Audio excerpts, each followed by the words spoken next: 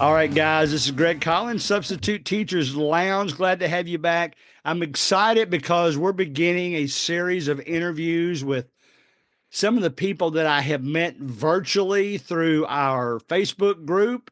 Today we have Felice with us, and we're going to ask her some questions about substitute teaching. I know you guys get tired of talking, hear me talking, so you all always listen a lot to the interview, so I'm glad she is here today. Felice, how you doing today? I'm doing good, Greg. Thanks for having Good. me.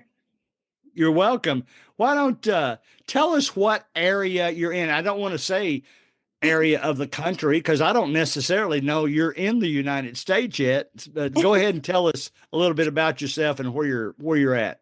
Okay, I am northwest of the city of Houston in Texas. Okay. So I'm in one of the suburbs, and I have had a varied background. I was a certified teacher for 5 years, early Good. childhood through sixth grade. I taught fifth grade science. Before I became a teacher, I was working for the Department of Commerce as a geographic specialist, and then I Mm, was an air quality planner for the Dallas-Fort Worth area. interesting. Yes. And I got into I've teaching. actually Oh, go sorry. ahead. I got into teaching because I wanted to do something different, and I answered I guess they're not called want ads, they're job openings Right. for a vocational college. They needed an adjunct instructor. So I said, Okay. okay, I'll go ahead and try that. And I was with the college for a couple of years, and that's how I got into education. Okay. All right. I have actually been to both Houston and Dallas, both for the same reason because they were hosting college basketball Final Fours the year I went there. And my brother, he worked for Texas A&M, which is in the Houston area, College Yay. Station. So I am familiar with that area. I probably like Dallas a little bit better, at least the stadium, because there's things you can walk to around that stadium, and there's not really in Houston. You're All right. right. You're right. So let's start with this one. What do you enjoy most about substitute teaching? I enjoy my flexibility, if I'm honest. There are several things that I loved about teaching, the interaction and connections with students, and also Right. seeing the light bulb go on, whenever I'm working with a student and they finally get something, whether it's math or science or something Right. like that. Um, What's Also, your best subject? my best subject is science. Okay. Yes, I love science. Occasionally, I've been asked to help with math and reading intervention before the state testing. So I've had to brush up on my math. Right. But yeah, I mean, just the flexibility, the connections with students and teachers. And then, I like to have new experiences. So I will take that middle school course in principles of engineering, and, I'll see what that's about. And Yeah, really. so, yeah, that's what I enjoy. Okay, good. I'm a math guy. I like math the best. The only thing Mhm. that's frustrating for me is I can teach math, but I can't teach exactly what that program wants you to type in here. Do they want you to type in 2/4, or do they want you to reduce it down to 1/2? Will they count it wrong if you put down 1/2? That's what makes it aggravating for me. So I can help them with their problems, but I sometimes I can't always help them with their formatting of how it goes in. Good. Uh, all right. So what do you think the biggest challenge is for substitute teachers or for school systems in general? Whatever, this is going to get a different answer from probably every part of the country right now. What do you think the biggest challenge is right now? I can see you have your think face on. I do. Well, I mean, I think there's a few challenges. Okay. It's walking into an assignment for me is not having lesson plans in place. Right. And having been a teacher, I understand you got to leave all of a sudden. You don't have time to put lesson plans in place. But if you had something basic, Sure. just set up. Even that's helpful. Um, for a sub, you have to anticipate that. So I think you have to have a plan B ready to go. No doubt. Yeah. And then behavior. I mean, a lot of these kids stayed home for COVID, and now they're back in the school, and they're not exactly, um, they don't have Amen. any real practice of being in the classroom with a Exactly. routine and I totally agree. consequences. And so I that agree can with be, you. yes, that can be a challenge. And then also, Right. when you sign up, like I use Frontline. And so I sign up for a certain class or grade, and I get to the school and they say, oh, well, we need you here instead. Yeah. My favorite Happens all the story is time. yeah, it's PE. Well, I'm not dressed for PE, but okay, I'll go ahead and do that. Yeah. So yeah, those are some Yeah. challenges. But yeah, the behavior, because you need to know what you can and can't do, what you can say, what you can't say, when to ask for help. Right. Yeah. Right. And I'm an older person compared to all the other teachers around me. I'm 67, and I'm an old school kind of guy. I've told them I remember all the teachers when I was your all's age had a wooden paddle behind the door. Now we don't Mm, do that anymore, but right. I remember teachers that used to paddle kids so hard you could hear them back in the classroom from the hallway. So, Yikes. it's that and just some of the things that are really not proper to say or even teach anymore that they were teach. And then some things that they're learning today, even the method. We were talking about math. The method they do now for math is different than the way I was taught it. We get to the same answer, but it's a little bit Exactly. different. Yeah, Yeah, yeah. that is But you're true. right And about I was just going to say the lesson plans. A lot more schools now are using Google Classroom, mhm. and even an absent teacher can load a lesson onto that. So that makes it better, probably. Yes, But it anyway, does. all right. So let's say I'll let you talk about yourself a little bit in this regard. What makes you different from other substitute teachers that you've met? You seem to me to be an extrovert. Is that correct? I was an introvert for a lot of years, and then growing up and having job responsibilities and being a teacher, I Yeah. had to become an extrovert. So Okay. yes. All right. Tell us what makes you different from other substitute teachers. Let's see. Well, probably my experience as a teacher. I'm not walking in blind. I know what it was like when I was teaching, and so Right. I'm familiar with the maybe the culture of a school. Um, I keep up with like the safety concerns and Sure. the upcoming state testing, which is really big in this state. Sure. So I This try to keep week. up. I'm sorry. The hours is this week. Yeah, yeah. Well, I think everybody got theirs in Texas in April. So, yeah. I try to get to know the students, especially if I'm in an elementary school. Right.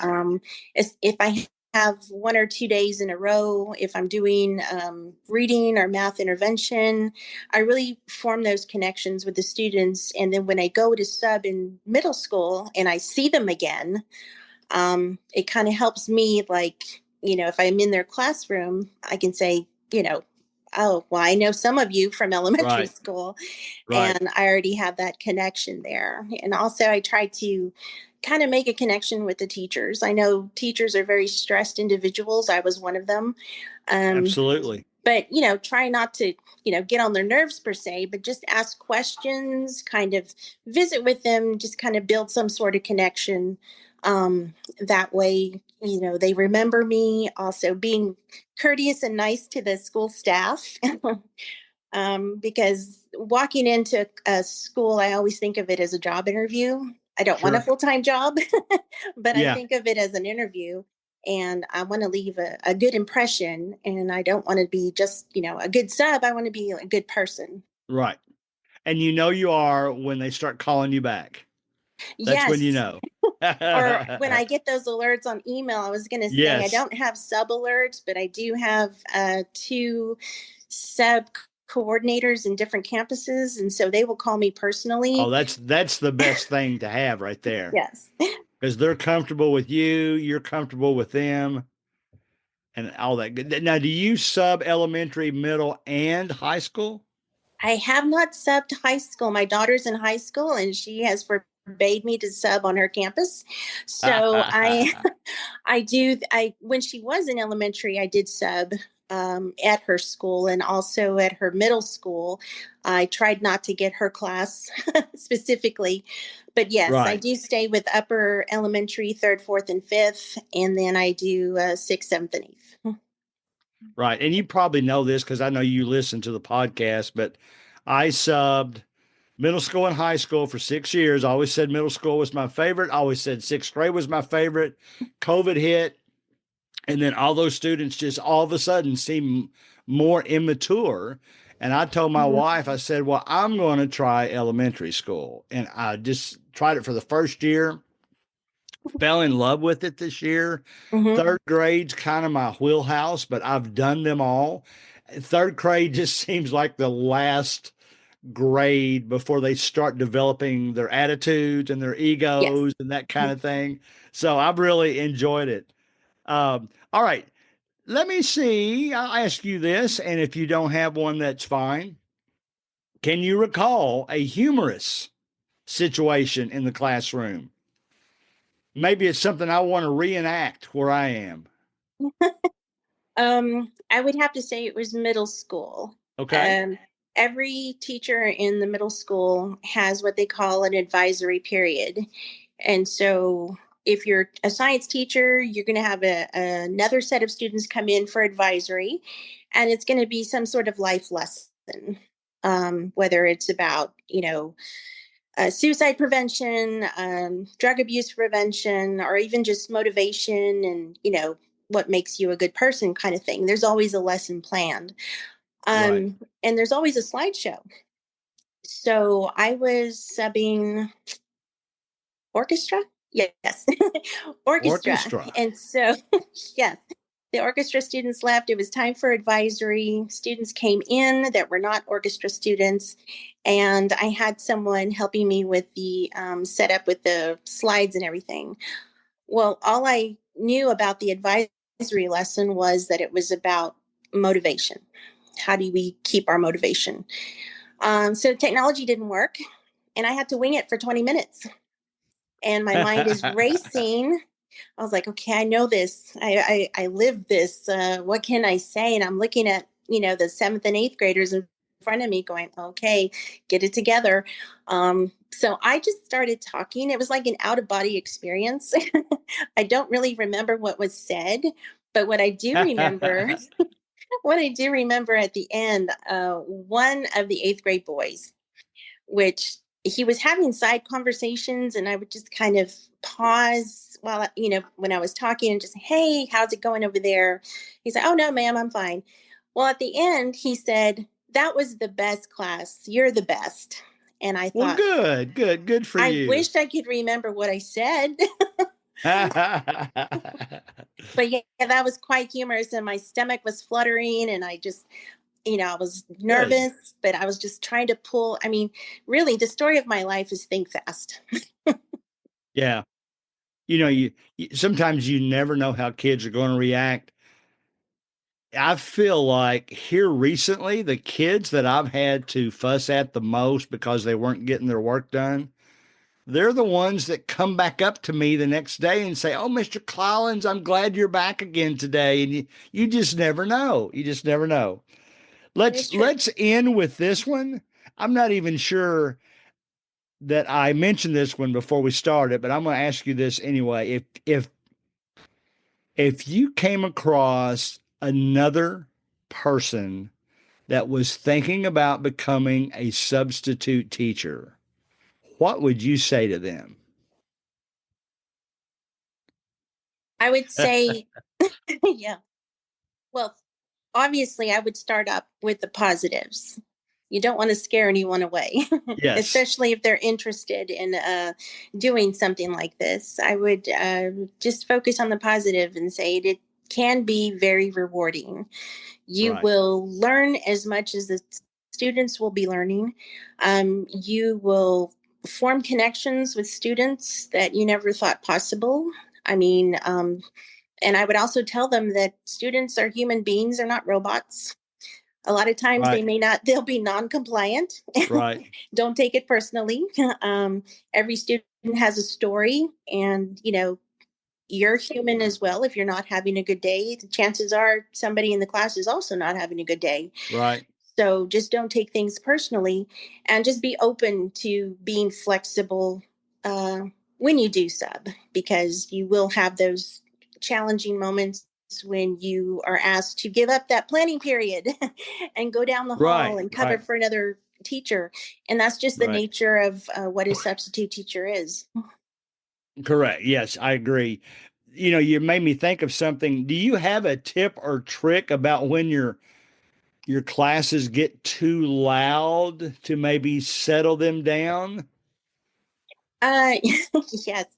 Well, with the elementary, I've learned some of their call and response sayings, so I can implement those. Right. Middle school, not so much. I do use proximity, and I try to, especially at the beginning of class, just kind of go around and meet these seventh and eighth graders. I keep picking on them, but eighth graders are checked out.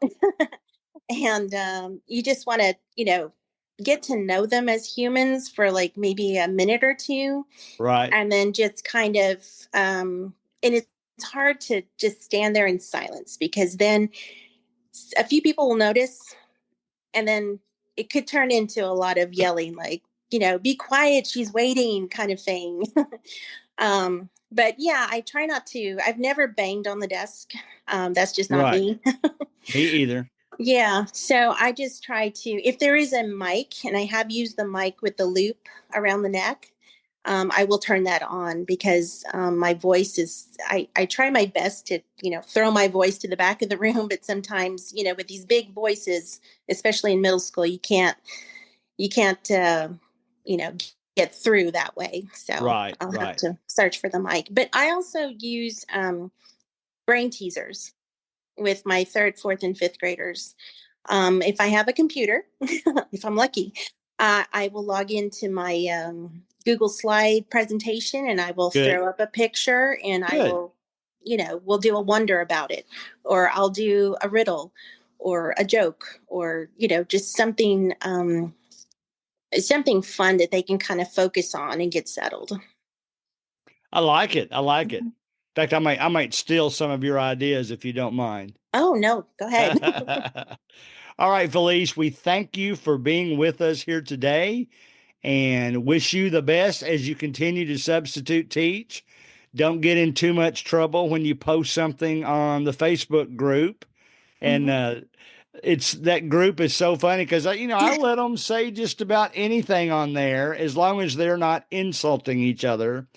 And it's kind of that's why the group has grown, because they knew they could do that. But anyway, so Right. that's it for us today. And I wish you the best. Thank you, Greg. All right. As we close, always remember that you can email your questions to gregcollinssubstitute@gmail.com. Please join our Facebook group, Substitute Teachers Lounge, where we'll share ideas and thoughts about each week's show. See you next week.